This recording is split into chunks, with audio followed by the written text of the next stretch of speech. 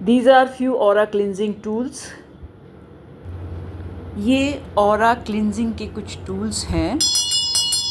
ये है Buddhist bell, वही जिसको मॉन्क्स बेल करते हैं अपने माइंड को वापस लाने के लिए। और ये है सिंगिंग बोल, इसकी वाइब्रेशन से भी ऑरा क्लिनजिंग होती है, चक्रा चार्जिंग होती है।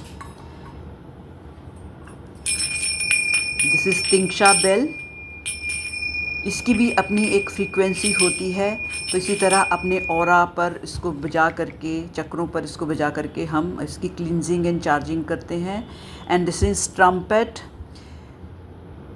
इसको ऑरा पर धीरे धीरे चलाने से जहाँ भी डेंस एंड हैवी एनर्जी होती है उसको ये सक करता है वैक्यूम की तरह, और यूनिवर्स में फेंक देता है प्यूरिफिकेशन एंड चार्जिंग के लिए। ये मैंने एक तिब्बतियन महिला से सीखे थे ये टेक्निक और ये इंस्ट्रूमेंट।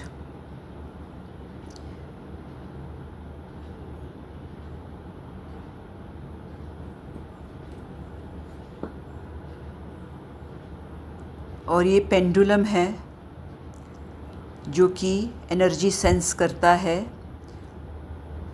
डाउजिंग में यूज़ होता है। तो ये भी इसी तरह से हमारी एनर्जी को सेंस कर सकता है, फिर उसके बाद उसको क्लिंज एंड क्लियर करके चार्ज भी कर सकता है। इसको पर्टिकुलर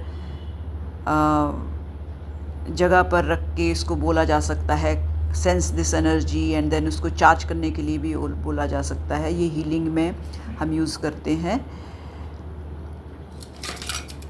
और ये है रियल नाइफ, जिसको हम शैमनिज़्म में कॉर्ड कटिंग के लिए यूज़ करते हैं, क्योंकि माइंड को हमें रिमाइंड कराना होता है कि हम क्या एक्शन कर रहे हैं। और ये कोम है, ये नाड़ियों को कोम करने के लिए कोम है, क्योंकि नाड़ियाँ हमारी उलझ जाती है, एंटेंगल्ड हो जाती है, जहाँ फिर शॉर्ट सर्किट होता है और एनर्जी फ्लो रुक जाता है।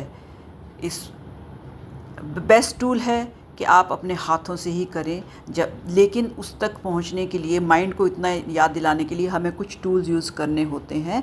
ज़रूरी नहीं है कि सब के सब टूल हों। और जब आप इस तरह से एनर्जी को निकालें, नेगेटिव एनर्जी को, तो इसको एक सैलाइन वाटर में फेंक दें, या फिर इस तरह से हाथ में नमक रखें और उससे भी अपने ऑरा को क्लेंस कर सकते हैं। और उसको फिर सलाइन वाटर में फेंक करके बाद में इसको डर्टी ड्रेन में फ्लो